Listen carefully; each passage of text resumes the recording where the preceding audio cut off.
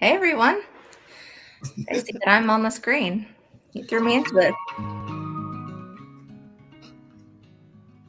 Oh, yeah. Yeah? Super professional. Hey everyone. Oh, I see that I'm on the screen. that was you. Did you hear yourself? Yes. I muted my phone. Don't worry. Oh, thank you. You just threw me into that and I had no idea what I was doing. Brett, thank you. We'll do it live. Hi, everybody. Well, I'm not worried about messing up, so I don't care. It's good. Hey, All Heather. right. We're here tonight and it's Jason, Hey. Brett, and we have Fran from Inspiring My Generation here. And she's going to tell us a little bit about herself and what she does. So I want to hear. Fran. Yeah, so my name is Fran, and I am the founder and president of Inspiring My Generation Corporation. We're a 501c3 for mental health awareness, education, support, and suicide prevention. And this actually started as a blog when I was 12 years old. The goal was to start having these conversations that people just weren't having with me. I was struggling with these feelings of anxiety, of depression, of not being good enough, of comparing myself, and I didn't know where to go to talk about it. So I started a blog, named it Inspiring My Generation, and 12 years later, here we are, full nonprofit, helping people in so many different ways. We have our podcast, bringing on professionals, individuals who want to share their story, and just not only normalizing the conversation, but making information and resources more accessible. We are donating encouragement cards every month to patients hospitalized in behavioral health facilities, giving them that support and encouragement I know that I needed at a really vulnerable time, and hopefully letting them know that someone on the outside understands. And through a workbook series where every year I get so lucky to put out a new workbook that helps people build different tools and resources, teaching people how to build coping skills, affirmations, self-talk, and just the words they need to advocate for themselves. That is awesome. Yes. It's so important. I was talking about, and Jason was there, so he knows. Today I was on a meeting about having an advocacy day at the Capitol, not in DC, but the Florida Capitol. And I was talking about the learning how to tell your story in 5 minutes or less with the ask, and how having the narrator coaches that we had, how amazing that was, and how people were able to really like hone in on what was important to say and didn't talk for 20 minutes because you only get like 3 minutes when you advocate and speak. So we were talking about doing something like that with some of people in our state. So I think it's really important to be able to learn how to advocate for yourself, and I think that's amazing that you're teaching others that. Thank you. I agree. It's so funny how most of us just don't know what to say or who to say it to. There's so much fear on what are people going to think, how are they going to receive it, that we are afraid to just say, I need help, I need support, I need this. And when we just say, like, this is who I am, this is what I'm struggling with, this is what I've tried, this is what I need from you, can you help me? If someone can help you, they will help you. And if they can't, maybe they'll be able to point you into the direction. But most people don't ask because they're afraid on what someone's going to respond. Yeah. I would agree. That's been my experience in life.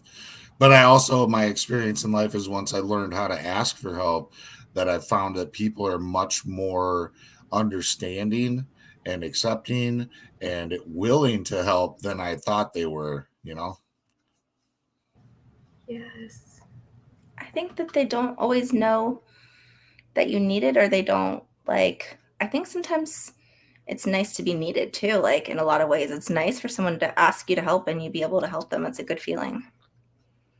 So I think it's works two ways. But that's something we're not taught as kids. We're taught to like be tough and take the punches, and like asking for help is weak. And it's actually the exact opposite. It's a lot harder to ask for help than it is to white knuckle it. Yes. As kids, we're taught, like, stop crying, grow up, get over it, don't act like a girl, don't be a baby. And when we ask for help, a lot of times people say, figure it out, grow up, you're old enough to know what to do and how to do it. So, of course, as we get older, we're afraid to say, I need help. We're afraid to show any kind of vulnerability. Our whole lives, we were taught that that's bad, that's wrong, that's weak. and that people are going to think less of us for doing so. Yep. Well, has there ever been a time in your life where you wanted to ask for help and didn't know how? And how did you handle it? Yeah, I think the main time that happened to me was right in the midst of my mental health struggle. I was 20 years old. I had just lost my grandfather. He was my best friend in the entire world. We FaceTimed every morning for a cup of coffee, every day after class on my walk home so I could tell him about it, and every night for dinner. If you were near my grandfather at a specific time, you knew that I was going to call and he was going to pause what he was doing to answer. Did not know how to get through a day without him. Suddenly had to get through a lifetime. My grandmother, my other best friend, who I still talk to 10 times a day, was just texting with her right before this, sending her the link. She was also in that car accident, and I almost lost her. And for the first time, I had to grieve these major losses or almost lost. And I didn't know how to get through a moment without them. Now, a lifetime without my grandfather. What if my grandmother didn't make it? All this fear. And I didn't know how to say, I'm scared. I didn't know how to say, I need help. I don't know what to do. I don't know how to feel. I don't know what I'm supposed to feel. I had no idea how to just ask for that support. So I didn't. And then I ended up attempting suicide. And my uncle was the one who really gave me that support. Lost him 27 days later to suicide, and still did not know how to ask for help, did not know how to process what I was feeling, to understand what was going on. And it wasn't until I ended up in a psych ward that I realized if I'd asked for help, if I knew that I could ask for help, if I knew that what grieving was, if I knew what coping skills were, if I knew how to support myself in any way, I may not have ended up where I was. So it wasn't until then that I even learned that that was an option. And it wasn't till maybe months later, being in therapy and things starting to finally feel normal, where I called my dad up and I said, I want to go back to school. I want this. I want to feel better. I want to do it. How do I get there? And that was the first moment I actually admitted that I couldn't do it myself, that it wasn't bad to ask somebody to help me, to tell me what to do, to support me, to give me any kind of information. And since then, I've never stopped asking for help. Well, thank God you haven't. And I'm glad that you made it through that. And I'm sorry about your uncle. That's horrible. It's really Brene Brown says that, vulnerability is the closest measure that we have to actual courage.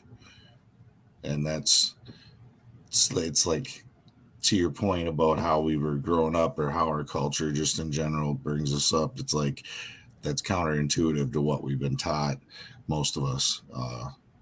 But yeah, I'm grateful. I know for me and for y'all as well that we've learned what really works in life, and we don't have to suffer in silence anymore. Yeah. He's a big Brene Brown fan, like Big me. time. That we're Brene Brown fan club here. It's my Yoda. It's my hashtag, my Yoda. She's amazing. She's also like my dream interview. I've tried to reach out to her numerous times, but maybe if I was JR, she'd answer me. Yeah, everybody answers JR. I know, it's crazy. I'm like, how do you get a hold of these people? It's insane. No, he just doesn't give up. That's the thing. They just stop. They just respond because it's like, I'm going to get an email from this guy every single day. Let me just deal with this. And I'm going to... Brett knows. Yeah, I was going to say about your uncle, a lot of times it's the ones that are there for everybody else that, struggle in silence too. And it's hard to, we just, in our state, there was somebody that was like a group leader and had done all these groups for NAMI, and they lost their life to suicide. And it really, really shook up that affiliate, because here's somebody leading groups and they were struggling and they were listening to everyone else. And, everyone, they feel guilty because they're like, how did we not know? Like, we knew this person. And it's the people that take all that emotion in. You got to let it out somewhere. Right. Yeah. Yeah, that's how I felt after my uncle, how I felt so guilty that I didn't know and that he was there for me and I wasn't there for him. I didn't save him. I couldn't save him. And it's so important to recognize when people are there for us, showing up for us all the time. It's so amazing. But sometimes they're struggling too, and making that space for them. That's something that took me a long time to learn is people can be there for you and you can be so grateful and it can be amazing, but making sure you give them space to be there for them and to just listen to them and ask them, check in with them. I know that one thing, like if I could go back in time, maybe just checking in, Yeah, it could change everything. it could. Because then, even if they didn't think, oh, I need support, they will, feel safe to share because you already have been sharing some deeply personal things about how you've been feeling with them. But yeah, I like how you put that. So it's so true. Just creating that space, like, just because somebody actually shows interest in how you're doing doesn't mean you need to hog the floor, right? Yeah, just checking in and giving them space. And if they don't want to talk, that's okay. And if they do, they know that you're there. Mm. Yeah, and I think it's so important to know that we can't save anybody. What somebody else does, whether it be they lose their life to suicide, whether it's an overdose, like it's not any one person's fault. Number one, because it's a tragedy to lose one life, but to lose two because of the loss of one is devastating. It's a travesty. So, I think it's important because a lot of people feel like they can save somebody, and you can be there for someone and you can do everything right and still doesn't work. And you can do everything wrong and them still be here. So, Right. and Yeah. you can't fix it. So that's like, I'm a fixer. Like I want to fix someone's problem. And I've learned over time that sometimes you just have to say, that sucks, and just be there. Yeah. Like you were saying. It's so true. I just think back on when I was feeling suicidal in my life. I've tried to kill myself twice as well. First time I was really young, I jumped off a bridge, and it wasn't even a super tall bridge. Like I scuffed myself all up on a creek bed full of rocks, and I knocked myself out for a couple minutes. And I remember being all pissed off, but I never had the balls to try to do it with a gun or anything like that. And the other time I just tried to do it injecting. And it's just crazy because I looking back, it's like I wonder how many endless hours that I sit with candles lit and depressing music on, and teetering back and forth between being super depressed, sad, to being angry and blaming everybody else and feeling baffled by my circumstances and overwhelmed, and all the feels that go into that and all that wasted energy. When now I know that if I do talk to somebody about it, that we can have a deep conversation and then we can get rid of those icky feelings. That's the best way to get rid of the feelings, is to communicate about the stuff that you're carrying. I don't know. Who would have thunk it, right? It's crazy. So I don't know. But how about you, Fran, when you were, growing up and stuff, when did you first notice that you had some mental health issues manifesting for yourself? I think when I was 5 years old, I was a competitive cheerleader. I was so excited.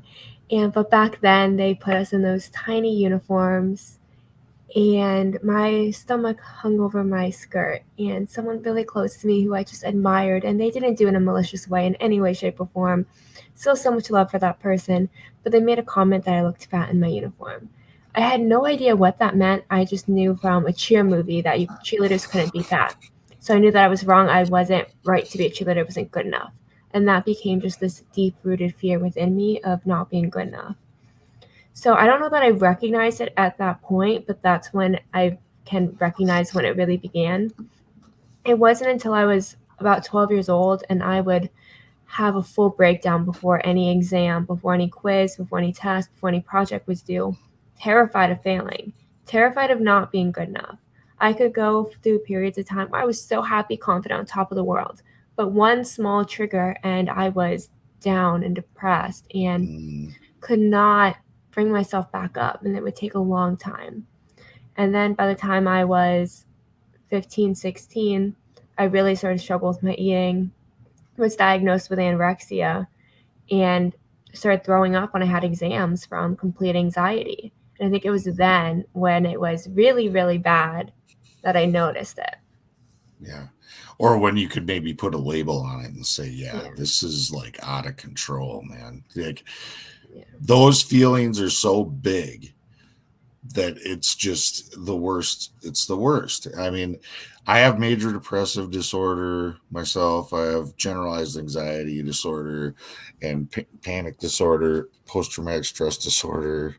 So, you know, I can remember having panic attacks where I legit thought that my veins were going to like explode in my body. And like, I was like, almost like physically convulsing, if that makes sense, or like couldn't control my body's movements because I was so wound up tight, like whipped in a frenzy. It's freaking absolutely terrifying, right? Like just a complete loss of control. And I wouldn't wish that on my worst enemy to feel that way. And thank God that we can learn coping mechanisms, right? And tools to deal with these things when they happen. Because, I mean, it's like, you know, as a person who's in recovery from a substance use disorder myself, the crux of it, the causes and conditions of the addiction is that stuff, the mental health and emotional wellness stuff that was unchecked, you know, and that's crazy, man. I mean, I don't know. Did you have a substance issue at all, or just mental health? I personally didn't. I watched people around me use drugs and alcohol as a coping skill, and that became something that terrified me. So when I started, the first thing I wanted to do was find any single coping skill possible and created a workbook based on that to be able to help people find those tools, because that's what we go to. It's kind of what, I don't want to say we're taught to go to, but you're watching TV, you're watching movies, and you're growing up, and all these teenagers in the movies, something bad happens and they're drinking or they're doing drugs. Like that's kind of what they automatically go to. And right away you're like, okay, that's an escape. That works. But then when you're not high, you're not drunk, you're not feeling the effect of the substance, it's not working anymore. And we're just taught to continue. And it's, I don't want to say we're taught, but it's kind of linked into our brains based on watching these movies, watching these TV. So watching it from people around me and seeing it, that became my biggest mission, was to find something else I could do and then teach that to them and hopefully others.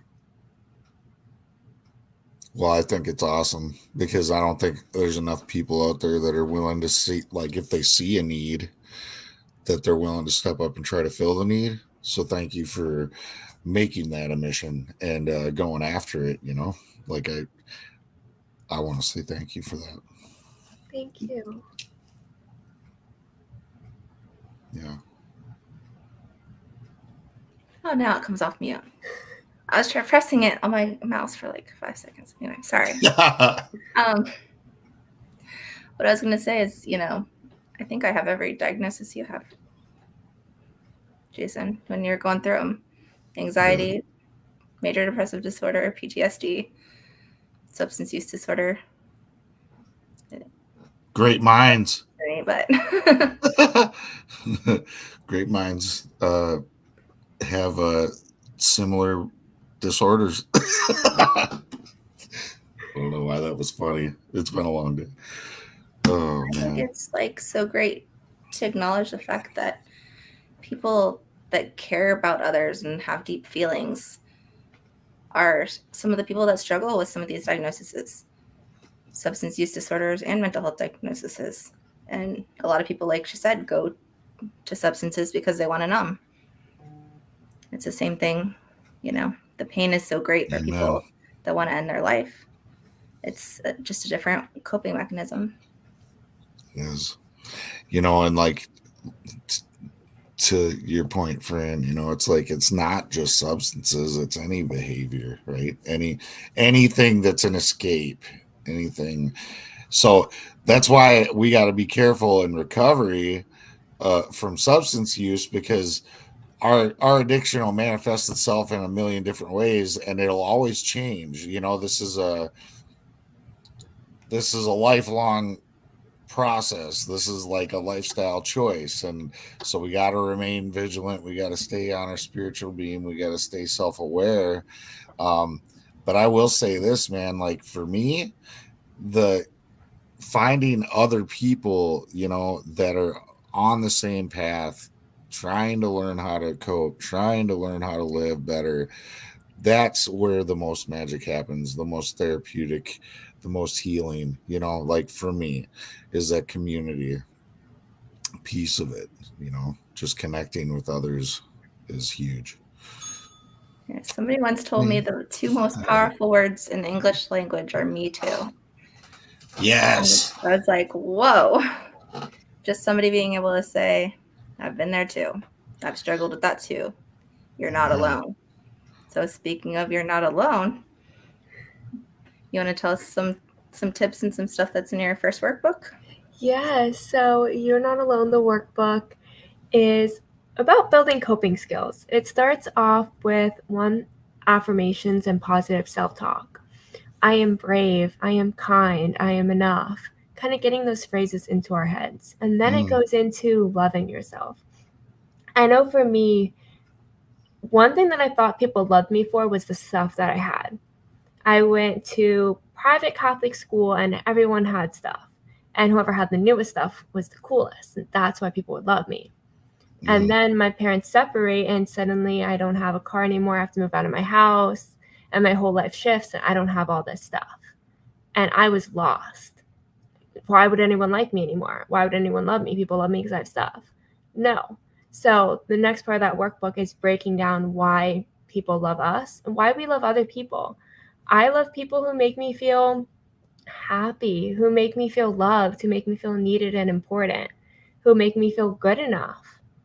And that's what people love about us. So being able to recognize what people love about us and then reasons we love ourselves. And from there, it goes into emotions and different ways you can express your emotions. It was really hard for me to find words for a long time to explain what I was saying or what I was feeling. But then sometimes I could just draw a picture and it made sense. Or I could put on a song. It's always a Taylor Swift song for every emotion for me personally. And just putting on a song and being able to identify with it. So figuring out how you can express yourself, whether it's through words, writing, music, drawing, just some movement, some way to express yourself. And then from there, going into coping skills or mental health conversations next. I'm sorry. Now, how can we have a conversation with someone else? How can we listen? When I was going through recovery, one thing I felt so afraid of was to talk to my loved ones because they didn't have any information really on what to do for mental health. This was very new for them. They were terrified. They had no idea what happened except that they almost lost me and that they just lost my uncle. So trying to create a guide for us on how to have a conversation. And it's been a great way for people to have conversations together, talking about non-judgmental, open-ended questions, supportive statements, understanding statements, showing how to actively listen, validating statements, and following up, and gives you a step-by-step guide on how to have a productive, supportive conversation to check in. Then goes into coping skills because great, we identified that we need support. What can we do? How can we find coping skills that work for us? It's so funny because most of us actually do something every day, or we try to do things that make us feel good. Yet, we don't always connect the dots and say, this makes me feel good. When I'm sad, I can do this, and it might help. It might help manage those emotions. Instead, we identify when we're feeling good, we do good things. When we're feeling bad, we're going to turn to things that make us feel worse. So kind of connecting those dots and saying, this makes you feel strong, this makes you feel powerful, this makes you feel good. This is what you can do when you're feeling sad, when you're feeling angry, when you're feeling overwhelmed, jealous, tired. And then at the end, you have an emotional wellness toolbox. So you have people you can talk to, people or validating statements, things you can say to yourself, affirmations, coping skills, 3 places you can go, 3 questions you can ask yourself. Just this whole little toolbox at the end that you can rip out and keep with you and take it anywhere. And when you are struggling, when a moment hits you that you feel overwhelmed, you don't even have to think, it's all right in front of you. It's amazing. Thank you. Yeah, it's super important work. It sounds like you really came at it from a lot of different angles and looked at the progression of how you would deal with it from beginning to end. It's like, so you can really get a basic understanding. And I like the idea of having like a checklist, because I forget stuff. I got a quick forgetter, so I need to be able to refer to something like that sometimes to remind me, so I don't miss a step or some critical part of being maximum service to somebody who needs it. That's awesome. Yeah. Thank you. The reminders are so important. And of course, when we're overwhelmed and our minds feel just like they're about to explode, we don't know what to do. We're not suddenly going to be like, this is what I need to do. Having that reminder next to us, having that piece of paper that can help us say, oh, right, I do know what to do, can be so helpful, because of course your mind's overwhelmed. It feels like everything's about to just blow up inside your head. Like, you have the tools. It's not that you don't have them. Here's a reminder that you have them. Yeah. Yep. And then it's on us to use them. Yes. That's the other thing. It's like, you're what? You're 24. Yeah. This girl, you guys, she's 24. She's already working on her second master's degree. I got to go back to school. It's really inspiring, especially considering how much you've overcame to get where you're at. Thank you. And you seem just like this bright ray of sunshine, just all happy and well-spoken and super smart. And it's like crazy to think that, but I think it's good too, because for our intensive purposes doing this show, it's instructive for the viewers to see, you don't look like there's anything wrong with you, and I'm not saying there is, you know what I'm saying.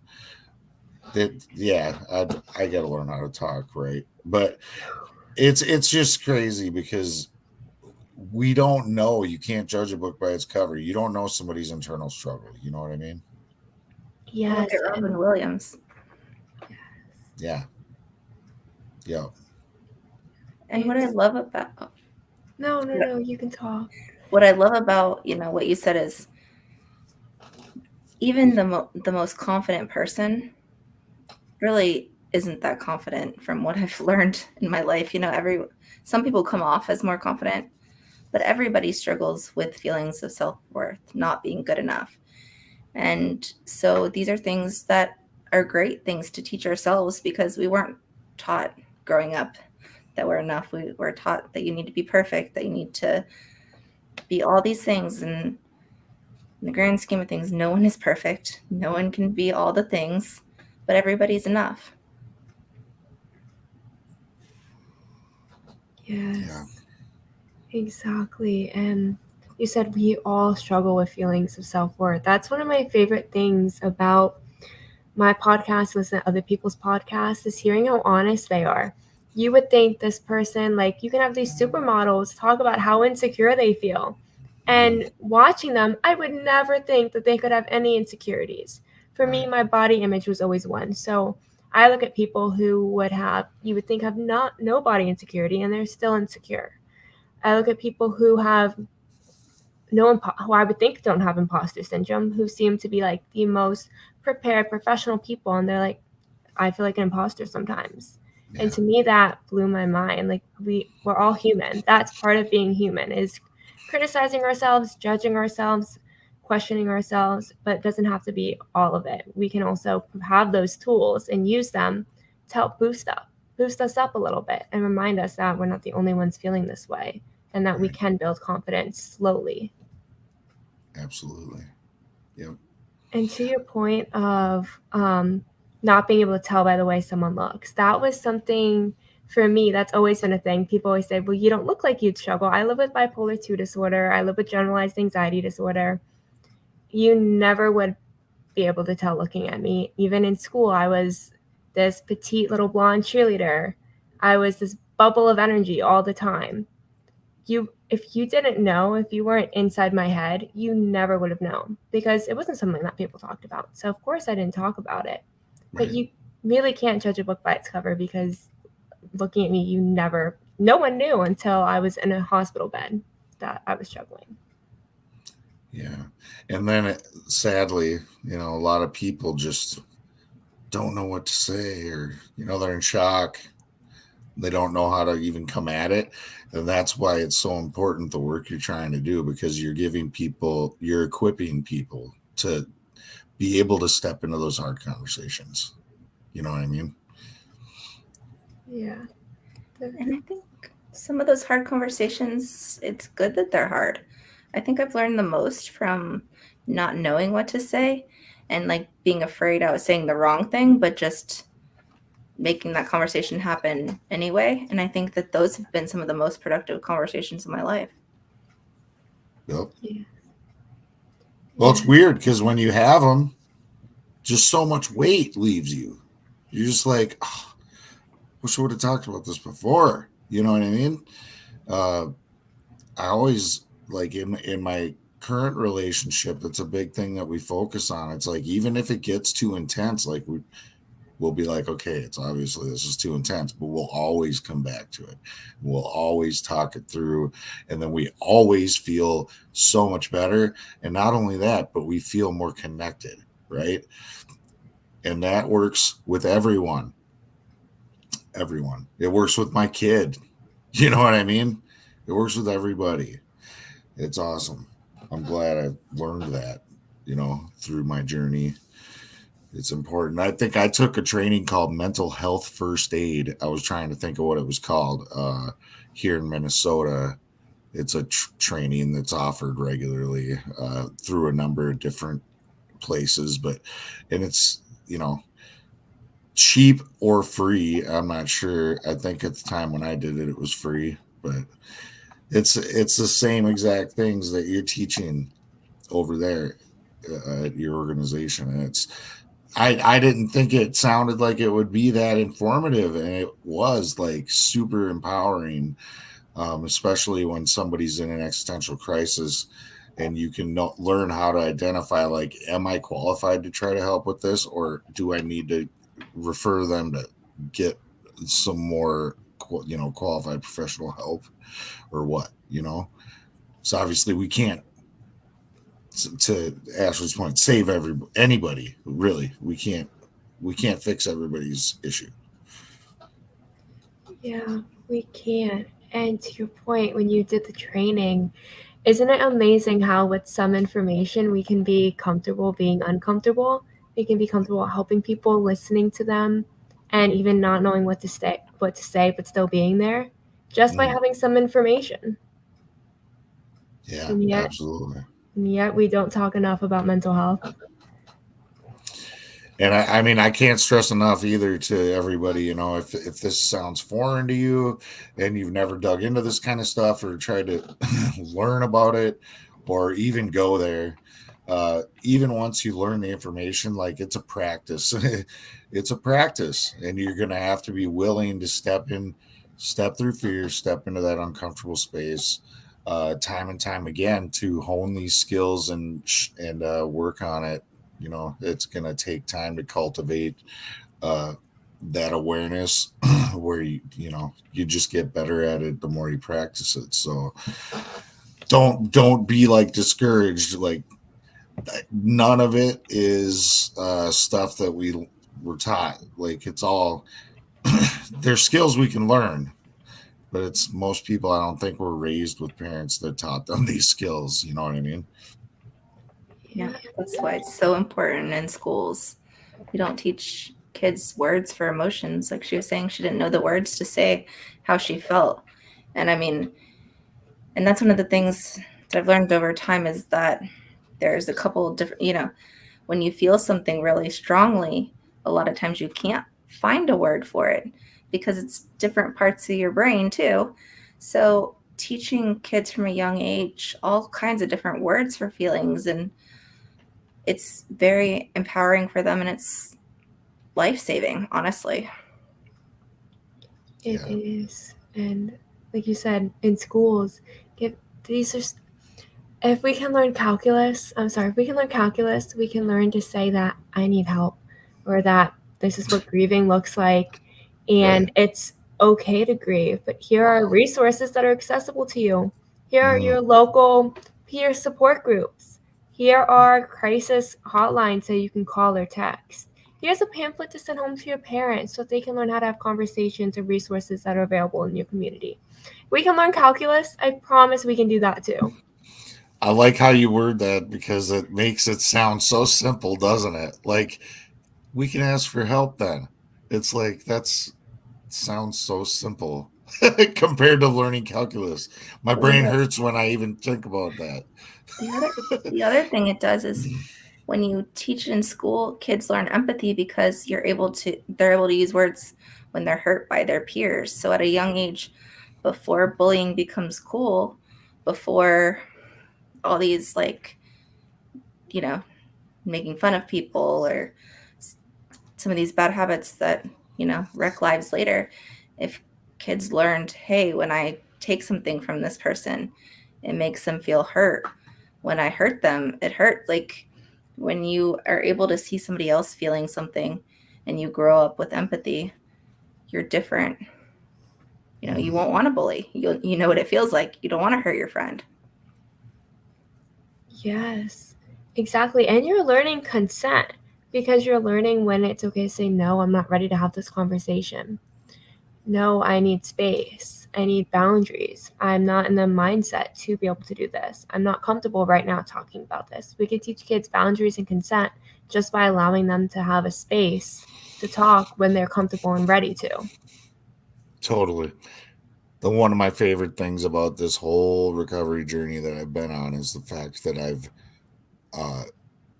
take these things, I practice them, but then with my son, with my girlfriend's daughter and with other people in my life, it's like everywhere at work, dude. I share this information and these skills and these tips and these tools with people all the time, and it's so cool to feel like you have something like worth some real tangible value to offer the world around you, especially for somebody like me. It's like I used to sell death to kids, right? And now I'm speaking life into the people around me, and I couldn't be more grateful. It's just that nice natural side effect of putting in that work and that effort to learn these things for yourself, because when you find the value in it, then you can't help but share it with people, right? And like you're a prime example of that. You're making it your mission, It's awesome. There's a lot more too. So how old were you the last time that you tried to end your life? How long ago, and what's happened since? I want them to hear what you've been doing lately. So I was 20. I was 20 years old, and since then I had withdrew from my first master's program, my master's in information systems at the time. Really struggled, ended up attempting and in the psych ward. From that point, I went back to school, finished up that master's degree, and launched Inspiring My Generation as an official 501c3. Started the podcast Normalize The Conversation and have recorded over 100 and I think 10 episodes as of today, which is amazing. I think 90 episodes are out now, maybe 93. Awesome. I should know the number. Thank you. The encouragement cards, I've sent out over 500 handmade cards to patients hospitalized in behavioral health facilities, including the one that I was hospitalized in, to provide a note of you're not alone, you're enough. That's 5,000 people have received some kind of reminder that they're not alone and that they have the strength to get through this, which to me just blows my mind that was possible. Workbooks, I published 2 of them. The first one was You Are Not Alone, as I spoke about before. The second one's I Am, and that's about learning how to advocate for yourself and getting those tools, identifying who I am and how I feel, but separating them. And then also, I've been contracted to create these workshops with Peer Support Coalition of Florida. I'm hosting 5 of them weekly starting in September, or once a week. 5 different ones starting in September. I'm really excited for getting to take these tools that I've learned, teach kids how to be an advocate, how to mentor, but then also how to have conversations, build self-talk and coping skills, learn to love themselves. So I get to take all these things and actually share it with people. I have the 3rd workbook in development that I'm really excited about. I've spoken at events everywhere. I was just in California about 3 weeks ago now, speaking at the When the Music Stops Summit. So I did a keynote speech for NAMI California's youth conference. So it's so much has happened. I went back to school to start my next master's in psychology and have somehow miraculously maintained a 4.0, even doing classes in the middle of the night. So right now things are going. Kicking ass, taking names. Look at you. And there was something you were nominated for, something North America. Yes, for the Revolution Her Impact Leader Award, I believe is the name. It's for like the North America's like biggest awards for women in business. And I was nominated. I'm one of the finalists. I find out in a month if I won or not. So really exciting. Not holding my breath, but really praying that and just grateful. I'll be praying too. Good luck. It's awesome. And you know what though? Whether you win that thing or not, that award doesn't say that what you're doing has value. What you're doing has value. And just being nominated is amazing. It's not like her city or whatever. It's North America. Right. Totally. That's a lot of people. It's the top 40 or something's the finalist, right? Yeah. I mean, like you're the 1,200. The top 40 in North America. That's big. It's huge. You're kind of a big deal. It's a big deal. It's fine. She's going to be speaking at NAMI Florida's conference in September too. She's flexing hard on us. We got work to do, friends. Yeah, that's right, bro. She is flexing. Yeah, that's amazing, man. Thank you. I'm so excited for the NAMI Florida conference. I can't wait to hear you speak, Ashley. It's going to be amazing. Yeah, I can wait for me to speak, but I'll do it. Is there going to be a live stream of you speaking, Ashley? It definitely is not. Oh. She's like, no. But should we? Get me in contact with your people. We'll set something up. Fran, if you're going in I'll person, be there. Record it. I got you. Hell yeah. Yeah. We want to see it. I know you're gonna kill it. AG. You're gonna do great. You're gonna be amazing, and I'm gonna be right there, right in the front row, cheering you on. I'm so happy.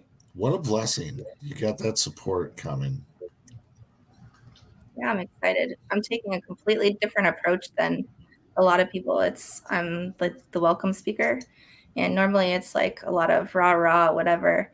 And we're gonna start like I'm gonna tell part of my story and about some of the struggles that I've had, and then invite people to share some of their struggle. Like we're gonna do a video of family members and friends and loved ones that have been lost, no matter what the reason, COVID,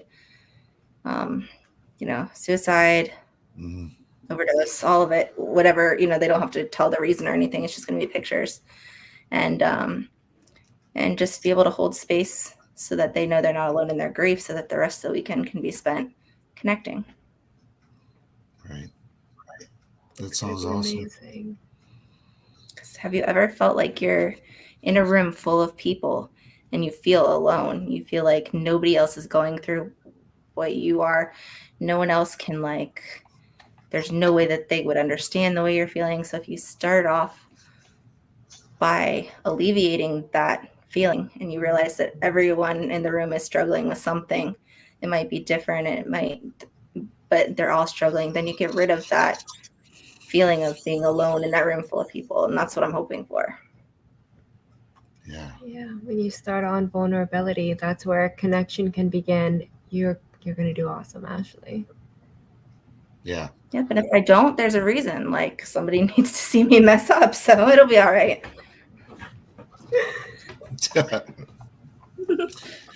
You're so modest. I don't like speaking. We know. But you have a voice that needs to be heard, my friend.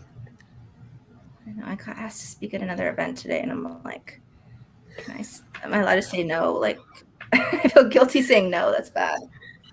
And just think, Brett, look at what you started. You empowered her voice, man. I don't really feel like it was me necessarily. Well, you sent her that microphone, and the impact that it had, although you may not have expected it, she's told me about the impact that had on her. That she felt like her voice mattered. It was a big deal for her.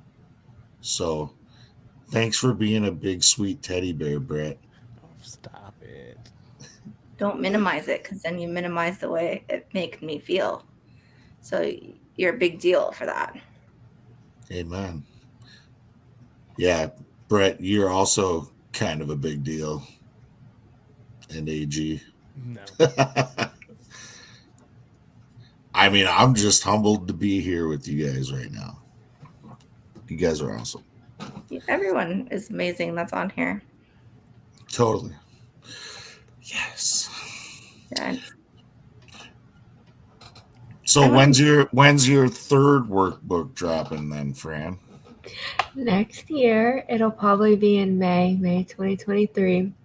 I'm really excited about this one. So it's about self-care and building a self-care routine. However, I'm still deciding on the name. I have like covers in different colors done too. I was thinking maybe just simple like self-care, maybe learning to love myself, or I love myself, because I like the affirmation base, that you are not alone, and the I am. So maybe I love myself, maybe it's just self-care. I don't know, but it's about building a self-care routine and breaking it down into 6 steps. I'm really excited for it, and it's May 2023. Awesome. I want to ask you more about it, but you're probably not going to tell us, because then nobody will go buy the workbook. Well, see, it's still in development. So it's like the main outline of it's done, but things could change. So, but it is like a 6-step, starting with identifying my needs and my wants, and then building a self-care routine that fits into your schedule. It doesn't have to be something huge. I think, in my experience, at least, when I was trying to build a self-care routine, I thought that meant I had to go from doing nothing to waking up early every morning, having a cup of coffee, then going for a run, then showering, doing a face mask, and just breathing in the day and doing a meditation. Then at night, I had to go for a walk or a jog, and I had to read a book for 30 minutes, and then I had to have a cup of tea, and then have like a nice like bath and relax. Like, I thought I'd do all those things at once in one day and just build it like immediately from 0 to 100. Like, no, you're not. If you don't have time to take care of yourself, if that's the mindset you have today, tomorrow you're not suddenly going to have 5 hours for self-care. But you might have 5 seconds, 20 seconds. Maybe it's just looking in the mirror and saying an affirmation. Maybe it's having that cup of tea at night, or that cup of coffee in the morning, or going for a walk. Maybe it's one small thing that you can add today, and then in a couple weeks or a couple months you add something else when you're ready to. It's so easy to overwhelm ourselves. Just overwhelm ourselves and think, I can do it all. And then we obviously can't handle 5 hours of self-care when we have no time in our day. And we can't do it. Then we're like, I failed. I can't take care of myself. I'm useless. That's it. Like, so I want to break that cycle and start with, let's build it slowly. What can you handle? What works? What do you need? Do you need an affirmation? Do you need a bubble bath? Like, what do you need? What can we do with intention that's going to make you feel better, even if it's for 5 seconds? I love it. Because I can say, like, myself from experience, that being the addict I am, if I decide, I'm going to work on, my self-care, I'm going to go like extra hard at it. And then I'll be like feeling great maybe for a little while, but then I'll start feeling like shit because I'll start noticing all the negative consequences of me neglecting every other aspect of my life because it's all about me and my self-care. Like, you know what I mean? Like, balance is important too. So that's good advice. Try to kind of sprinkle things in there, try different things, be open to new experiences and see what works for you. Yeah. And what works for you might not work for someone else. If someone else is telling you that they're walking a mile every day and that doesn't work for you, like, that's fine. If walking a mile every day is not your form of self-care today, it's not what's going to help you, that's okay. Maybe just saying an affirmation in the mirror. I think that's the most simplest thing that anyone can make time for. We all have to look in the mirror at some point during the day. Say an affirmation while you do it. But maybe it's just, I'm the kind of person, I love to read. Maybe I just need to sit down and make 10 minutes a night to just read. 10 minutes I'd be scrolling on Twitter or scrolling on Instagram or TikTok. I could be reading. Maybe it's just writing a note to myself or writing in a journal for 5 to 10 minutes. It's scheduling it in when I have time and what feels good for me. But to your point of, sometimes we feel like we've neglected everything else and it's just been all about ourselves. Self-care has been taught to be selfish because saying I love me is supposed to be wrong. Looking at myself and saying I love you, that means you're selfish, just conceited, you're all these terrible things. That's kind of what we're taught. That's the messaging that's been pushed to us. But you should love yourself. You should love yourself more than anything in the world, because when you love yourself and you feel so happy and complete with who you are, no matter what's happening around you, you are still going to stand tall. And then you can help others. But if you are crumbling inside and the world around you is crumbling, how are you going to keep standing and support yourself and other people? It's human nature to want to help others. But if we're crumbling, we can't. So loving ourselves is the best gift we can do.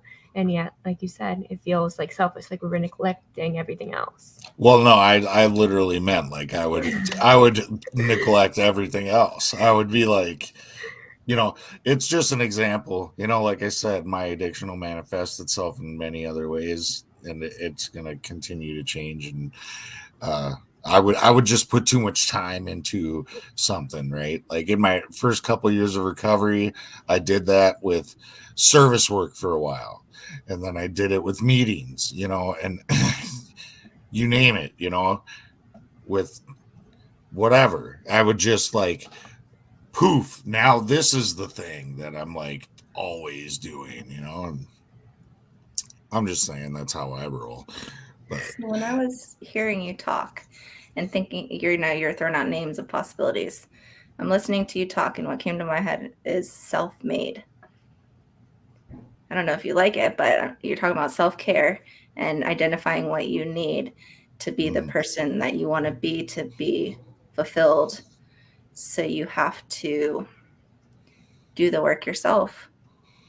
No one can do it for you. No one can give you what you need. You have to be able to give yourself what you need, or be able to ask for what you need. Right. I love that. That's so true.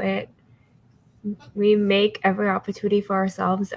We are self-made. Every piece of love within us. At the end of the day, love comes from within us. All of that is self-made and how it's presented to the world. I love that. Yeah. That might go into the workbook.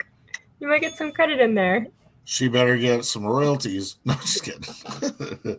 Royalty checks for donate them to someone. There you go. Man, that's so kind of you. Hmm? That's so kind of you to donate the money that you haven't earned yet to others. Yeah, JR donates our paychecks for the podcast somewhere. We get paychecks? He jokes about them, about signing them. I know, I want one. Even if it's fake, just so I can put it up on the wall. It could be like it's the check. It won't be real. The checks could say like the spiritual bank of America or something, because in AA and NA they say when we're being of service to others that we're making deposits into our spiritual bank account, because you're going to need it later when you need some self-love and compassion and give yourself some grace. because we're all going to struggle and need that, to be gentle with ourselves. I think it's important to know that, what you just said is really important. You don't just get better from, it's no one gets better. You develop positive coping skills. You develop the ability to say, I'm struggling, like life there, like I put on Facebook, there's not every day is good, but there's good in every day. And Amen. so when you can find that, like I know, at the beginning when I first got into recovery, my sponsor teaching me to be grateful and 3 things to list, that changed my life. So it's, I don't know where I was going, but well, all I know is like for what you're doing, Fran, it's like you're providing another resource that's out there. And to me, one of the biggest life changers that I learned early on in my recovery was that I got to get solution focused. I got to stop focusing on the problems.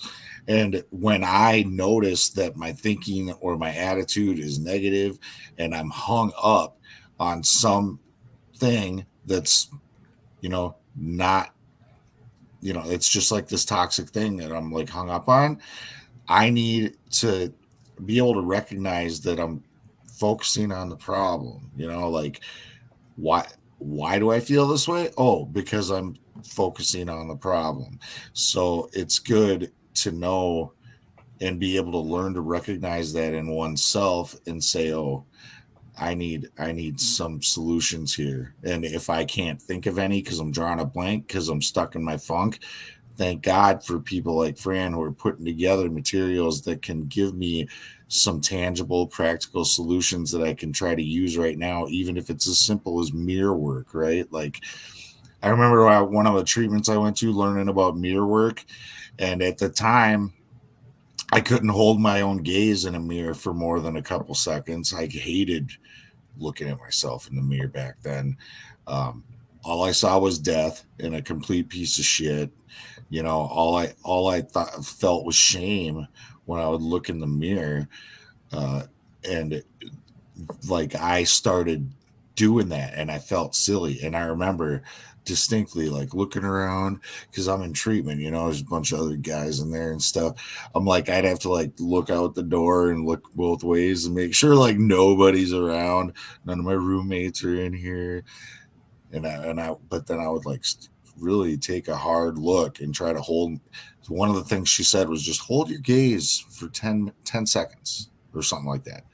Fuck, it took me forever to be able to do that. And it's just like you said, Fran, just take it one step at a time, a little bit at a time, a piece at a time. And eventually all of a sudden one day it's like a kind of like I look good, or I'm thinking like, hey, what's up, buddy? Weird, right? Like it's a complete 180 from where I was, but that was only a result of like making that conscious intention to try to be able to look at myself in the eyes again and not hate what I see. That's incredible. I love that. It just takes small steps, and 10 seconds can be so long to look at yourself and just, especially when you're not in love with yourself, especially when you're afraid to look at yourself, and to get to that point where you cannot just look at yourself and be like, I look good today. I like what I see. That's incredible. Yeah, busting out the finger guns when you just wanted to like slice your own throat like a few months ago, it's pretty huge. Not to be too graphic, but yeah, that was the last time I was almost going to try to kill myself a third time, and it was going to be with like a knife, like and just fall on it, but I couldn't do it. So it doesn't kind of count, but I was all set up to do it. I just had to fall forward, but I couldn't do it. I'm glad you did it. Me too. Me too. Me too. Thanks. And I think one of the things that you said about not focusing on the problems and focusing on solutions, I agree. in a way, but I disagree in a way too. Is that how do you solve a problem if you don't identify what the problem is? I think a lot of times we get in this headspace where everything's the problem and we don't learn to identify and be able to say what the problem is. And that's one of the things that I learned from in business school is you have to have a problem statement. So you have to know what your problem is if you're going to solve it. So if you want to start a business, you have to know why you're selling your product. What is the problem you're trying to solve? If you're just trying to make something just for the heck of it, it's not going to work. So it's the same thing, in life. I go into, sometimes the feelings of everyone else and hearing their stuff, sometimes it'll put me in a funk and I have to sit and think. I'm like, okay, well, why am I feeling like this? What's the problem? It's not my whole life. It could be I didn't get enough sleep. That's a common problem for me. So once I can identify I'm tired, then I can solve it. Right. You got to be able to name it so you can claim it, and then you can tame it for sure. I think what I was in the way that I was referring to it is like I'm obsessing, I'm ruminating, like I'm acutely aware of what the problem is, and yet I'm sitting in the problem. I'm choosing to sit in my own shit, right? And I'm choosing not to get solution focused. It's that was kind of like the aspect that I was coming at it from, like when you're just sitting there obsessing on it forever, and it's just you're wasting all this energy and time, letting it piss you off and whip you up into a frenzy even worse than you were in the first place. And for what, right? Like, for what? Yeah, and I understood what you meant. I was just trying to hone in on how it can be empowering if you sit and stop and then just name it. So I completely have been where you're talking about in the negative self-thinking and just wanting to feel sorry for myself, wanting to be the victim. So I understand that's not a healthy place to be. No, that victim mentality is a trap. That's a trap. It's a lack of personal responsibility, really, if you think about it, when it's everything's someone or something else's fault. If only things could be this way, then everything would be okay. No, it's in here. We can fix our own selves, slowly. We can find the answers that we need within ourselves. We just need help to tap into it.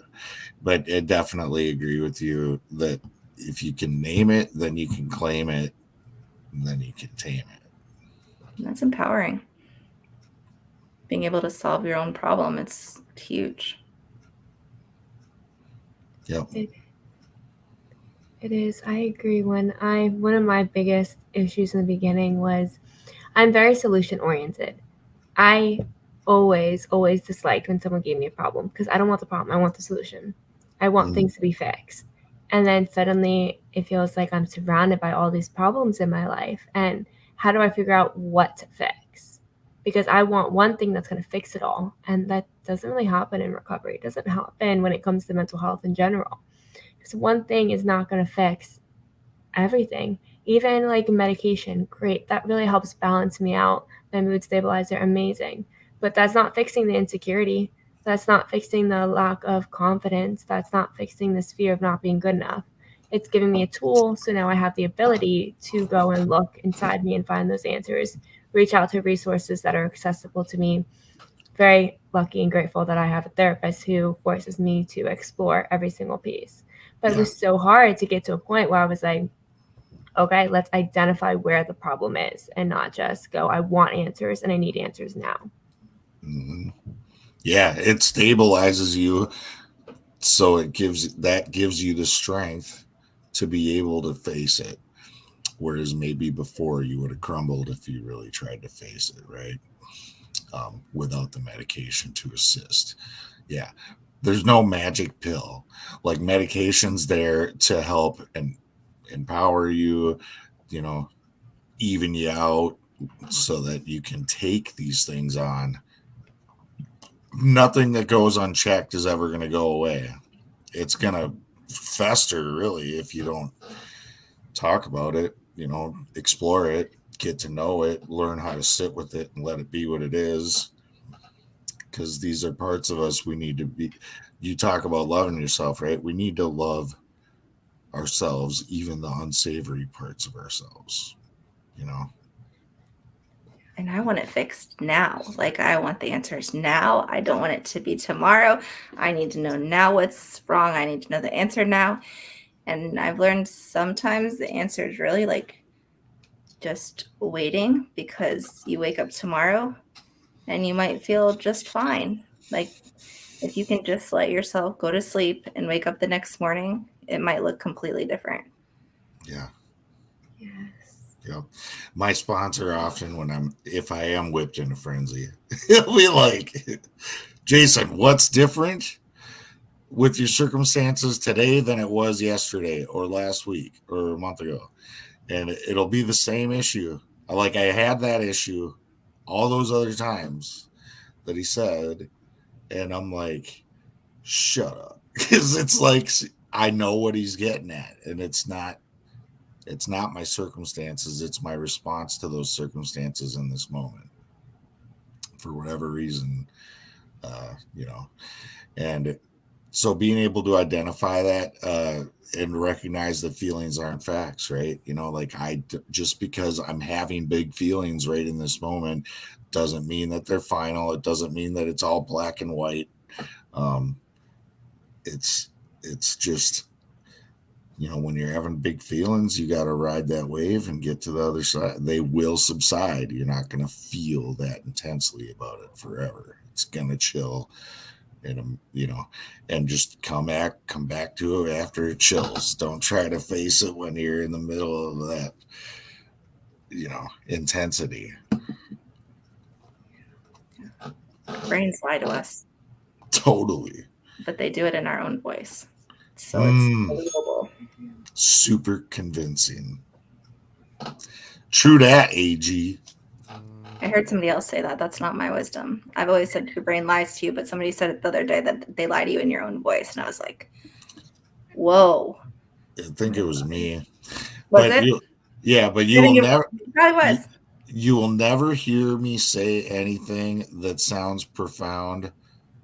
That hasn't. It's just me regurgitating to the best of my ability. The things that I learned from the people who I was lucky and blessed enough to have come alongside of me, support and guide me on my journey.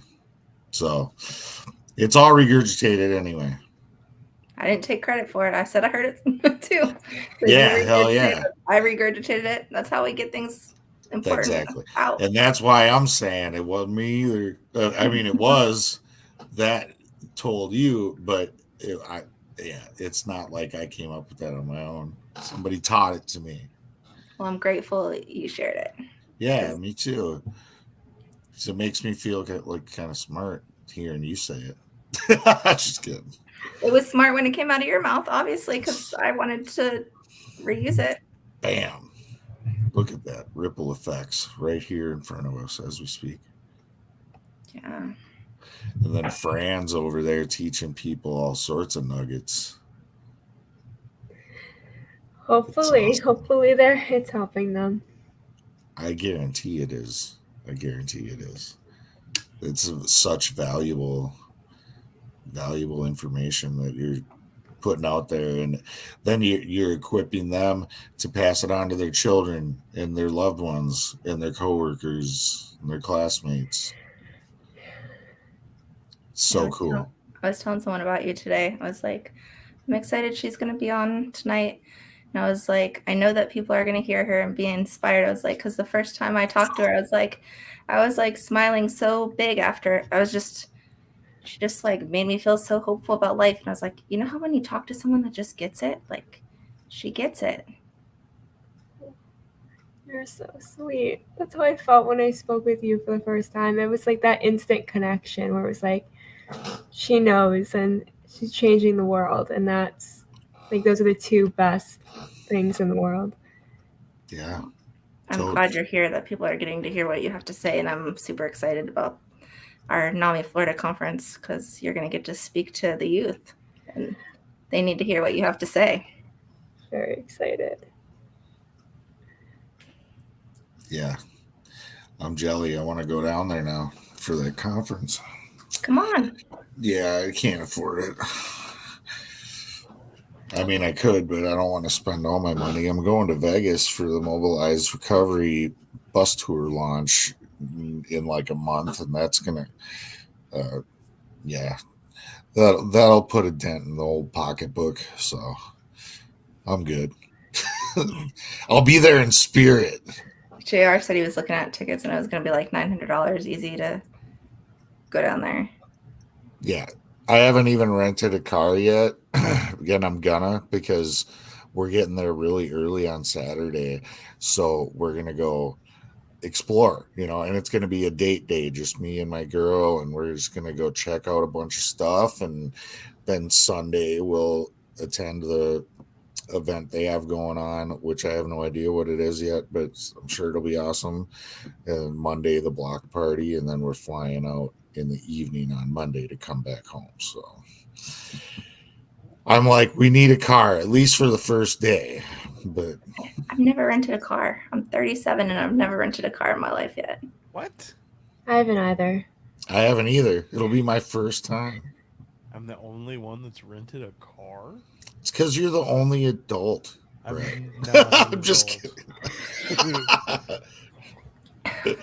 No. Don't. You're grown. You do. You are pretty responsible, Brett. Ooh, I don't know He about keeps all us in that. line. He does. On track, even. How's your day today, Brett? Very stressful. Why? You don't have to tell us like details if you don't want to share. Just mostly work stuff. Yeah, I had a rough day yesterday at work. Yeah, I don't know. I guess it's just my perception, but I feel like my boss has no idea what he's doing sometimes. I'll share something with you. Bosses normally don't know what they're doing, just like we don't always know what we're doing. Yeah. So, but they're the leader, and so they have to figure it out, and that's a struggle sometimes. We're all just winging it. It's right? true. It's true. I've realized that more now that I'm a parent, of like, I have no idea what the hell I'm doing, and I have a feeling that my parents had no idea what they were doing either. It's just like, Yeah. just figuring it out as it happens. Right. Fran, do you have any kids yet? No. Yeah, I was gonna say with No, two she's- master's degrees, almost Busy at in school. 24, and being the founder of a nonprofit, you probably don't have a little kid. Not yet. That's sounds stressful, a lot to handle, and amazing. That I do look scared. Yes. Yeah, she was like, "What? No, Not scary. ready. Not ready. One day, You're maybe. never ready. I'm not ready. You're never Mine are ready. 13 and 14, and I'm still not ready. I hear you. It's a journey, man. It's the hardest job, but it's like the most rewarding thing too. I can be so, I don't even know. The shit can get really intense, but then they can make you melt the next second. Just randomly. You have the most awesome moments too. So something to look forward to down the road in life. Maybe. I don't know. I got 2 girls, and I'm like, I don't know what to do with a girl. Like, I was not a girly girl. I did, it's like, what do I do? And then self-esteem, like, I'm like, you can't say this because it can cause this 10 years down the line. Then you don't want to. So here's an issue that's really hard, is like the eating thing, because it's like, you don't want to, like, they're eating junk food, and you don't want to say you can't have that, or that's not good for you, or you don't need that. But then you also have to teach them to eat in a healthy way and be able to see what a normal portion is. And it's like, how do you do it without ruining someone's self-esteem where they think you're saying it because they're chubby, like you're telling them they can't eat because they don't need to. It's so hard. Yeah. Yeah. I was just at that Monday night men's meeting. It's called the Bare Knuckle Boys. But after the meeting, we just hung out for like 10, 15 minutes, and we were talking about parenting stuff. And it's like I had to reassure these two guys. I said, from where I stand, it sounds like you're good dads. Because I think the hallmark of a good parent is to ask yourself those questions, to maybe beat yourself up a little bit about maybe you're acting too much like their friend, or maybe you came down on them a little too hard, and like to have that kind of like, I consider it a healthy level of self-criticism, like you're trying to improve, you're trying to find the sweet spot. There is no sweet spot, and we're going to make mistakes because we're humans and we're fallible, right? So you got to give yourself grace sometimes and realize like, ooh, that went sideways and I didn't handle that well. But I think it's important to tell my son when I do that, that I shouldn't have responded that way, or, I'll apologize. I'll let him know like that I was wrong, because I think that maybe that teaches them more than you think too, teaches them to have a little humility too, and to be able to admit when they're wrong and own their stuff. Well, and I think kids pick up more on seeing our behavior as opposed to our words. I mean, I know that our words are important, obviously, but like seeing you apologize for your mistakes, I think that goes a lot further than maybe some other things that you could do. Like seeing those examples of, it's okay to admit that I made a mistake. It's okay to apologize. Like seeing those examples, they'll remember those things. Well, it's showing up authentically as who you say you are. So your actions have to follow what you're teaching, or you're a hypocrite. And who wants to do what a hypocrite says? So, you have to act in the way you're teaching them to act. So saying you're sorry is important. Yeah. And to your thing about the eating, I know as someone who struggled most of my life on and off with eating disorder behavior, just information. Just, this is what this food does for you. This has this vitamins. This might feel heavier in your stomach. So when you're feeling tired the next day, we can connect it to what you've eaten. Eating this amount of food is considered a standard portion. It's not that you can only eat that, but this is how, kind of like a measurement, how you can make a plate. You can make a plate with this portion of vegetables, this carbohydrates, this protein, or however you want to break it up. But kind of just giving them information in a way that's not scary or overwhelming. I guess that's something I wish I had. It was like, this is what this food does for you. If you're feeling really great the next day and you had all this food, let's connect it. And if you ate something else and you're not feeling well the next day, maybe that's connected. And that there's different ways you can eat. You don't have to eat, just because you're eating chicken tenders doesn't mean you can't have dessert later. But what are some other nutrition that we can get in while we're also having the chicken nuggets? Maybe we can have some green beans or some broccoli, or maybe a cup of fruit, just throwing other pieces of nutrition that are important to have all of it in our bodies. Yeah. I got a buddy who's super into fitness, and he told me that if he eats junk food at all, like he can really feel it, like it's like night and day. So he don't like eating stuff like that very often, because it's like, but he's so like diet, focused on his diet and stuff. I don't know, man. That's not me though. I eat a lot of garbage, not gonna lie. Well, like growing up, so my mom had struggles like growing up where kids made fun of her and called her chunky and stuff like that. So when I was growing up, she wanted to let me know if clothes didn't look good on me, because she didn't want me to be made fun of by other people. And I felt like she was telling me that I was chunky. That makes you look chunky. That makes, So she was trying to do it because she loved me and she didn't want me to get hurt. But I took it as Yeah. So, I'm trying to learn and, grow a little bit more, if you don't, Right.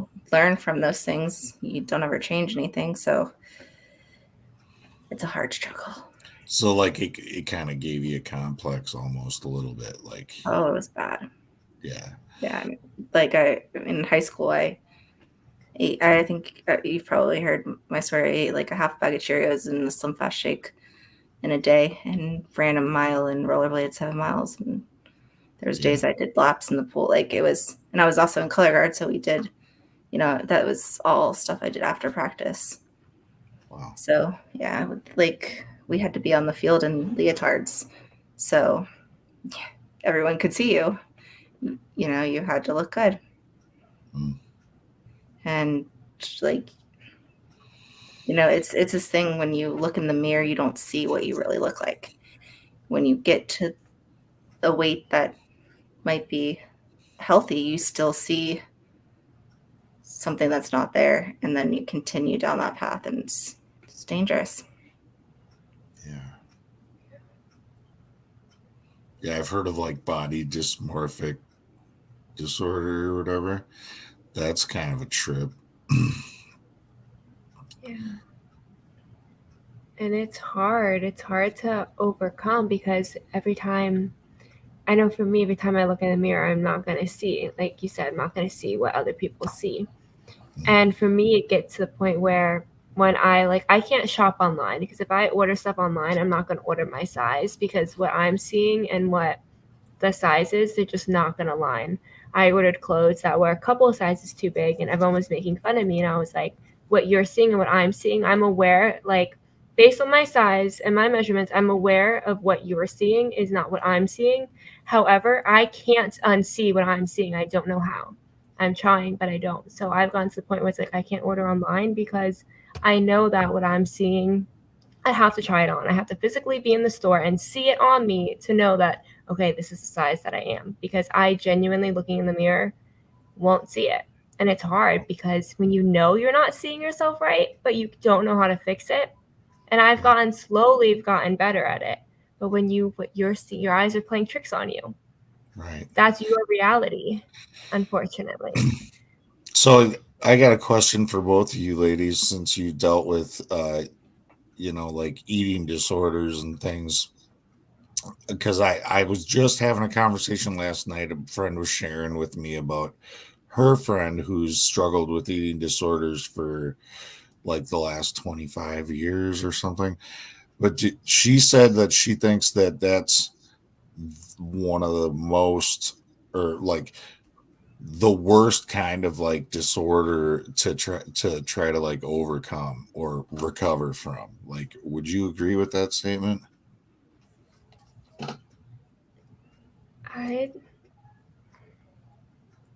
I'd say, to me, I don't know if it's the worst for every person. I think it depends on how far along through the eating disorder, disordered eating behavior, if they have body dysmorphic disorder, Right. how old they are, and how long that this has been kind of, I don't want to say an issue, but how long this has been building up inside them and has been part of their lives, and what support and stuff is available to them at that time.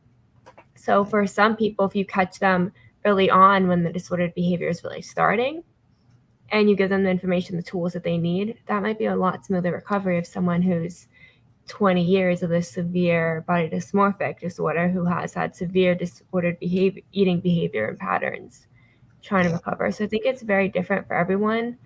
Yeah. And I feel like it's so hard to compare like apples and oranges.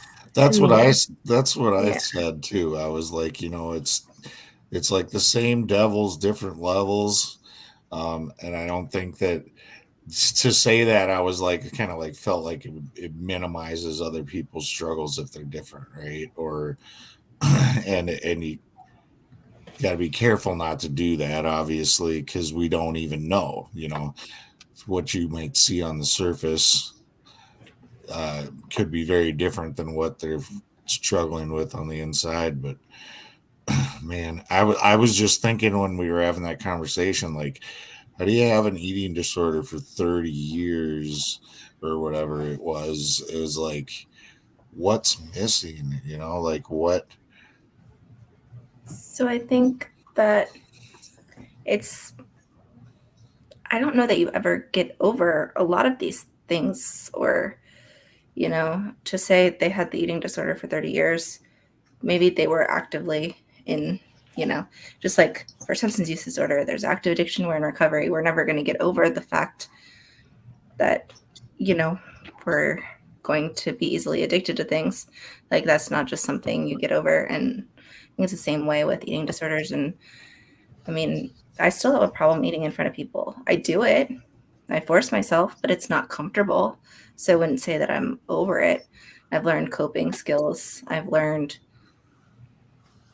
but there's always going to be that little bit of, I don't know, uncomfortable, like, oh, I shouldn't eat, or like, let me not eat today. Like, Right. So I think it's just one of those things. Like with us, we, in recovery, we have things we do when there's cravings. We feel, you go to a meeting, or you go and you talk to somebody, or whatever your pathway is, however you handle it. It's the same way with an eating disorder. You know that, food is vital. There's no reason not to do it.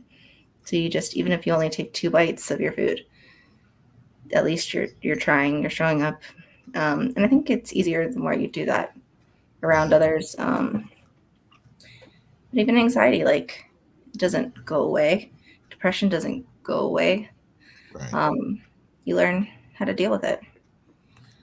So if somebody's out there watching us right now and they struggle with eating issues, what would be some good like resources that are available to them to maybe get tools, information that they can help them? Yeah. For me, one resource that I really love is the National Eating Disorder Association, NEDA. I think it's NEDA.org. A lot of information's on there, a lot of support, what's available to you. Just different information about the different eating disorders, disordered eating behavior, resources of what you can do, what even types of therapy are available, where you can go. I think that's just a great place to start. I like their website. Yeah. NAMI's website has stuff on eating disorders too. If somebody goes there too, if they can't remember the acronym, because that always happens to me. Somebody will tell me, hey, go to this place.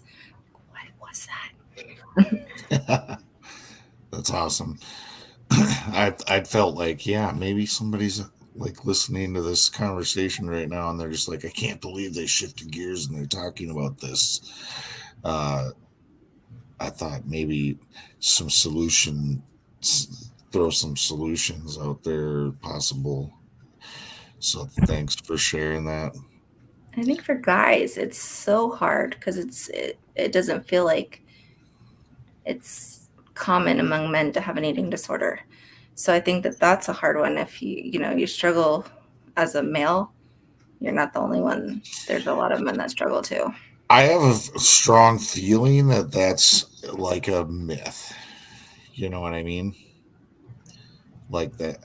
Like I think that's probably a myth because there's so many different types, right? Like eating junk all the time and becoming like 600 pounds obese, like bedridden, is a eating disorder too. It's not all skinny as a rail, binge and purge, or starving yourself.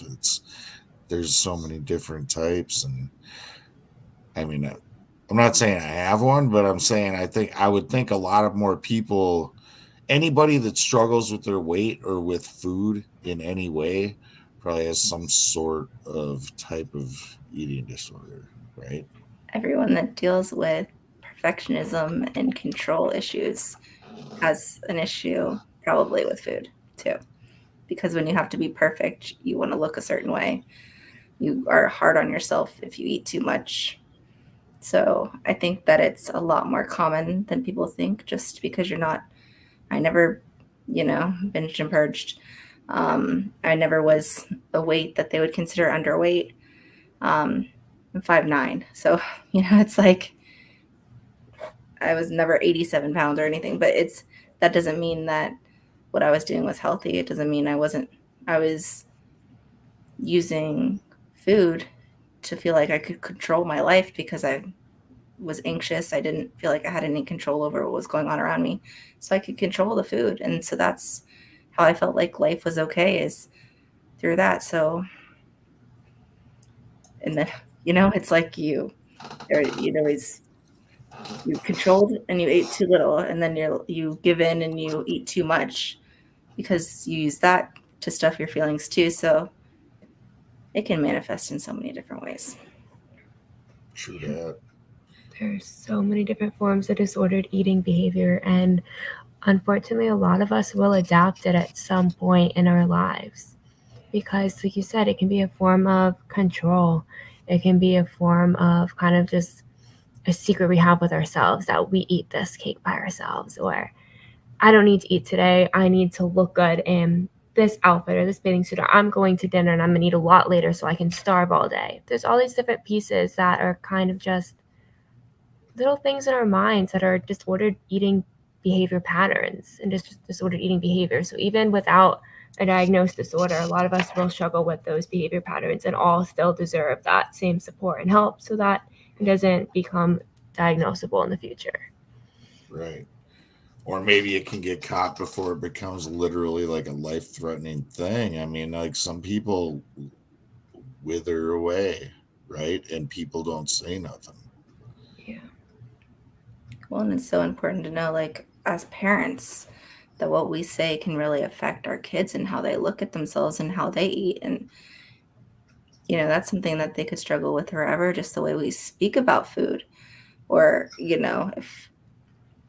if we talk negatively about, having ice cream today, and they think that, it's awful if they do that, like, you have to be careful how you phrase things. So words do matter, Brett, but actions matter too. Mm. Ding. Yeah, it's a hard thing. We have so much more effect on other people than we realize. We do, and people take in what we say even if we don't think they're listening. I always explain that to my grandmother. She likes to have the news on in the background 24/7. She's like, but I don't listen to it. I don't pay attention to it. But I'm like, but all the bad news all day is going in your mind, whether or not you're paying attention. You're still picking it up and it's still affecting you, even though it might not be conscious. And I think that's so true with everything in our lives, that people are talking around us, they're talking to themselves and we hear them. It's impacting them. I know as a kid, hearing people say that they looked fat or they looked ugly or they were this, they were that, I just associated with whatever was happening at the time was bad. So like you said, ice cream is bad, or skipping a workout, skipping a run is bad. That's bad. That's like not to punish myself. So then as I got older and I missed a workout and feel like going to the gym, or I was sick, I felt like I had to punish myself, like I wasn't good enough. And I had to talk to myself the way I heard other people talk to themselves regarding the same thing. Isn't that odd how you can hear somebody talking negatively about themselves and think that sounds like what you ought to be doing to yourself? Yeah. Seems counterintuitive, but I mean, I get it. I get what you're saying. It's like, in a work environment, it's somebody that's very like intimidating and comes down hard on people, and you take it so to heart, right? You just take what they say to heart. It's weird. It's kind of weird. It made me smile when you were talking about the news, because my youngest daughter used to, like, before she could talk, when the news was on, she would like cry. And then, like, as she got older, like, turn it off.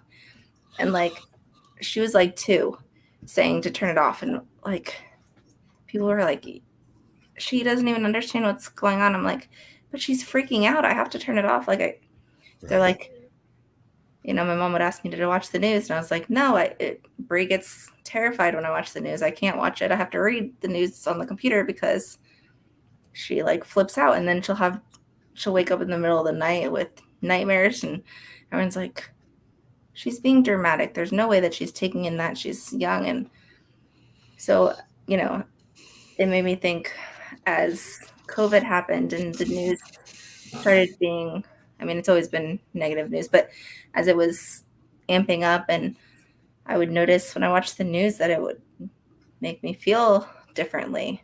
It would make me get angry. And I didn't realize at first that it was the news.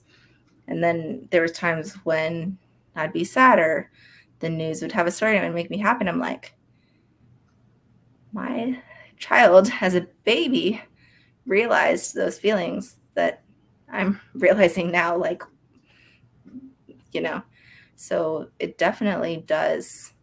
It's absorbed. Yeah. Kids, man, they can intuit a lot more than you think, you know?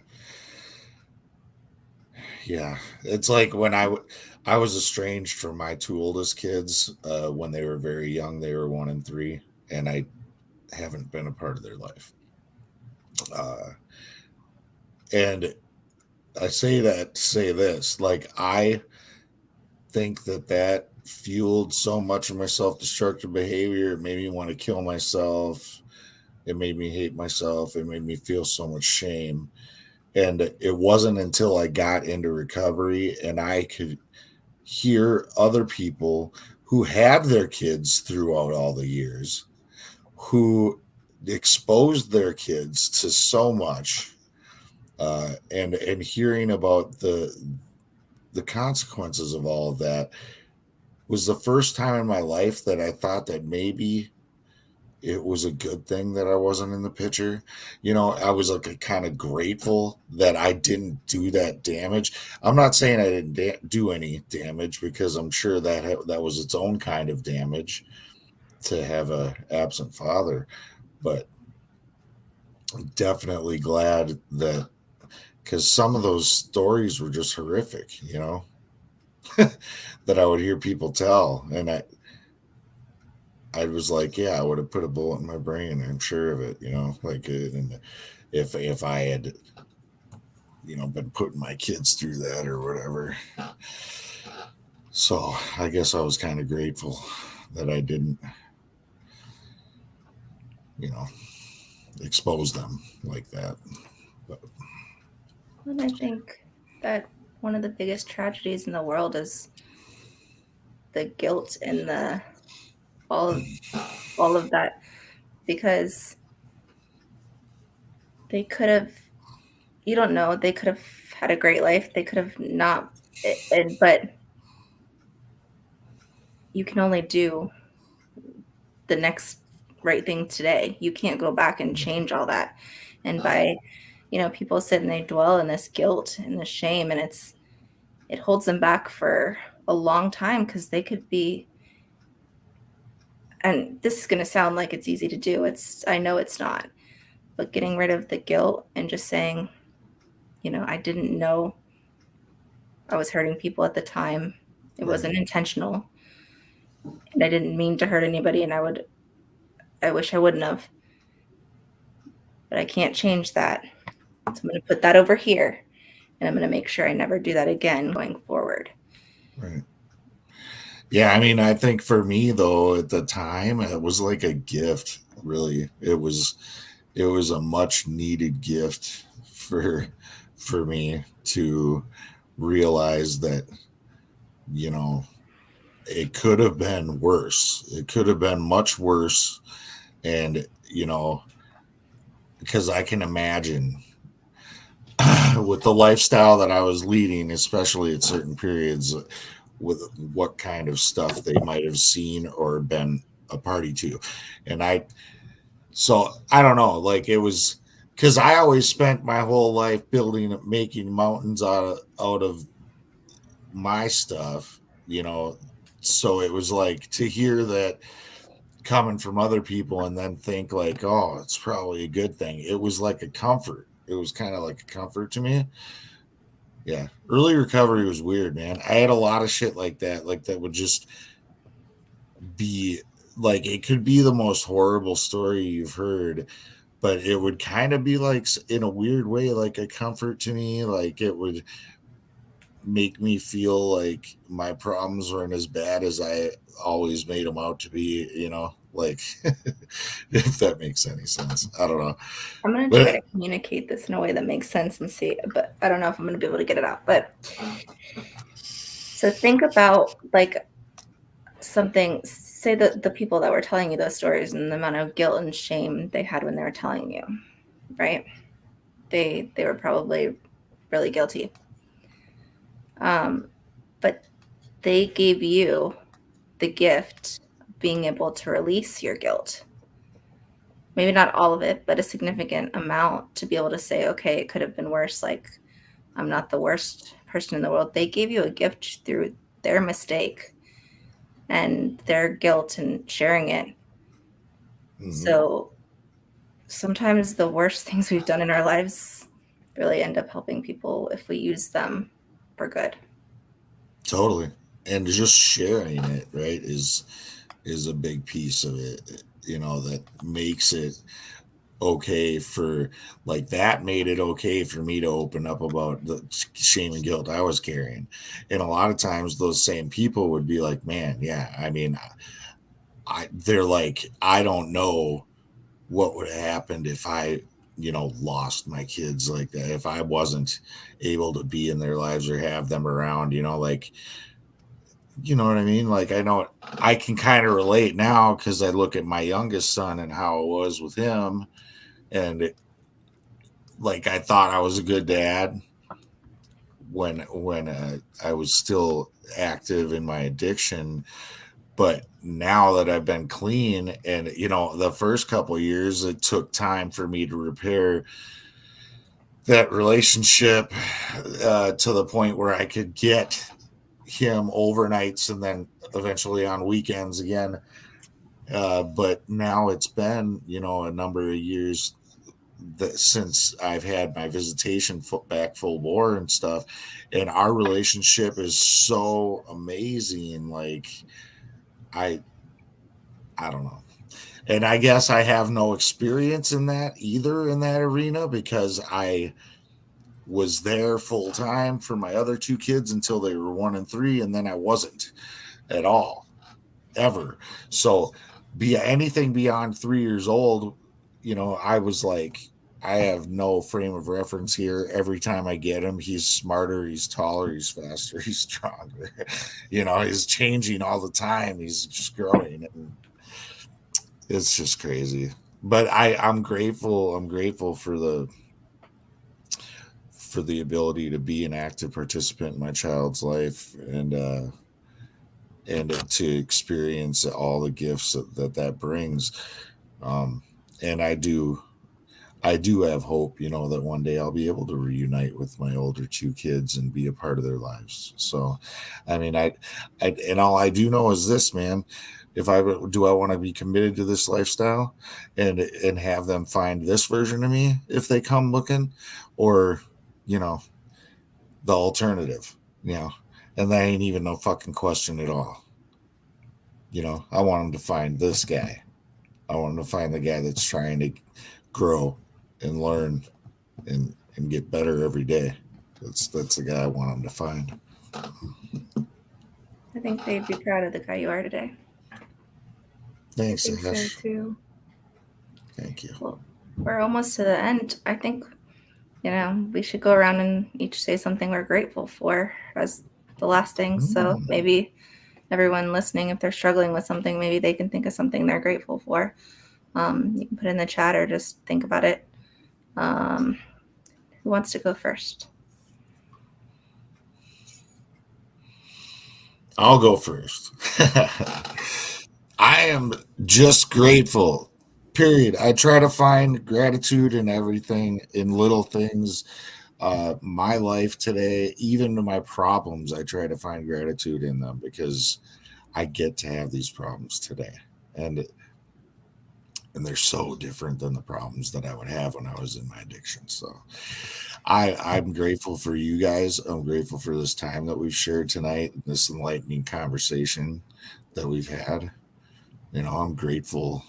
I'm just grateful for everything, man. I got so many things that are so positive in my life today. And it all stems from my recovery. So I don't know. That's kind of like a cliche answer. I'm just grateful. But yeah, that's all I got. So passed.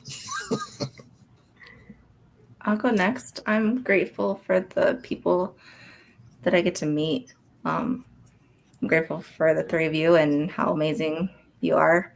But there's amazing people everywhere. We're taught to think people are bad and awful, but people can be really inspiring and they don't even realize it. So I'm grateful for the inspiring people that don't realize they're inspiring.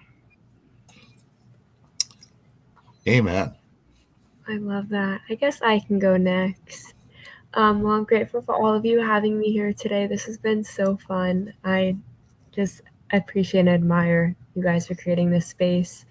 And I'm really grateful I have one of my cousins, her name's Isabella, and just every day she allows me to take her to do something that makes me happy, whether it's dragging her on a 2-hour walk in the wilderness area or doing a sunset picnic, just watching the grass breeze a little bit. Just lets me drag around everywhere and do those things with me. So when I want some self-care that makes me feel good, I never have to do it alone. Nice. I guess it's my turn now. Yeah. Well, I think for me, it's so easy to get into a place of negativity and to focus on all the bad. So I'm grateful that Ashley is having us do this exercise. But just hearing everybody share tonight and just seeing the life that I have today, and being able to be a father and a husband and I guess I'd say a decent employee, depends on the day. I'm just grateful for all the small things, just even as chaotic and stressful as life can be, and work and bills and all that kind of stuff. Like, I'm still so grateful for the life that I have today versus what the alternative could be, because I've lived the alternative, and I can say that without a doubt that my life today is so much more beautiful and wonderful than anything I deserve, and I'm just grateful to have the life that I have, and to have the connections with you guys that I have, and the friendships, and being able to come onto a platform like this and talk with amazing guests and learn things, and just I being on this show, like, I don't feel like I'm qualified to be here. Sometimes I have that imposter syndrome, but I'm grateful to be here, and grateful. Yeah, I'm starting to sound really cliche, like Jason was saying, but I feel like I'm really grateful for pretty much everything. Hell yeah. So when you start looking for things, you find so many, you don't realize how much you have to be grateful for unless you start to look. Absolutely. So I had it was just on my heart to share this because it applies. There's scripture, James chapter 1, 2-8 says, "Count it all joy, my brothers, when you meet trials of various kinds, for you know that the testing of your faith produces steadfastness. And let steadfastness have its full effect, that you may be perfect and complete, lacking in nothing. If any of you lacks wisdom, let him ask God, who gives generously to all without reproach, and it will be given to him. But let him ask in faith with no doubting, for the one who doubts is like a wave of the sea that is driven and tossed by the wind. For that person must not suppose that he will receive anything from the Lord. He is a double-minded man, unstable in all his ways." But it's like, speaks to that. I get to have these problems. Like when I'm having problems, dude, I got to find joy in those problems because they're so very different from the problems that I would have when I was overcame with the struggles of my mental health or the struggles of my addictions or my, stupid ass behavior. So I'm grateful that we can all even be here and survivors of our own struggles, and be able to spread these messages of hope and share tools with people, that they can use and hopefully help them with their own stuff. Because we all have struggles. We're all people. We all need it. We all need help. All the help we can get. If you're anything like me, I need all the help I can get. Me too. And I want to say this sweatshirt is from Fran's stuff, and it says "You're not alone." Fran, do you want to tell them where they can get merchandise and stuff too? Yeah, so to purchase merchandise or workbooks, you can go on inspiringmygeneration.org. There's so many amazing merch designs. I mean, I'm biased, but I love them. So you can get the merch on there, or the workbooks, you can get them on inspiringmygeneration.org. You can also get them Barnes & Noble, Walmart, name a retailer, search it, they probably have it. And it's available as paperback, audio, ebook. You can get it anywhere. And you're a rock star, Fran. Thank you. Yeah. Thank you. Appreciate you. See, I told you you're a rock star.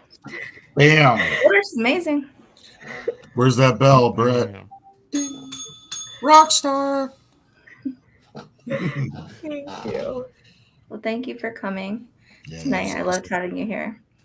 Thank you for having me. Super awesome. We ready to close things out? Yeah, dude, I gotta go to bed. Feel that. All right. Well, thank you for everybody that tuned in tonight. If you are watching on YouTube, please be sure to subscribe to the channel, turn on your notifications so you know when we go live, which is every Thursday night. If you'd like to send us a voice message, you can go to the address on your screen and leave a voice message that we can play on the show. Hey, Jason, don't you have a podcast as well? Yep, the Way Out podcast. It's really, I think it's pretty quality content that it's a passion project, service thing for me and my friend Charles. And there's 304 episodes, and it's available for streaming on any of the platforms that you can imagine, or you can look it up on wayoutcast.com. Nice. And I also have my own show, Recovery Survey. Not quite as many episodes. I just released episode 123 this past week. Nice. But yeah, same thing. If you're looking for that, it's on all the major podcast platforms. And I will be live on Facebook and YouTube this Saturday with LC from Recovery Soul Food. So I'm excited about that. It's going to be sometime Saturday afternoon. I can't remember the exact time, but it's in my calendar somewhere, so I know I'll be there. Thank God for calendars, man. And thank you for everybody that tuned in tonight. Thank you again to Fran for coming on, sharing about. Man, I'm just blown away by everything about Fran. 24, working on her second master's, started this incredible nonprofit, 2 workbooks. Like, man, I need to get my stuff together. I don't even have 1 workbook or 1 degree yet. So exactly. I need to step it up. Same, dude. What did that dude say? He said she's flexing hard. We got work to do. She's flexing hard, man. Maybe one day. So thank you again, Fran. We appreciate you coming on tonight, and we will see you guys again next Thursday night with another incredible guest.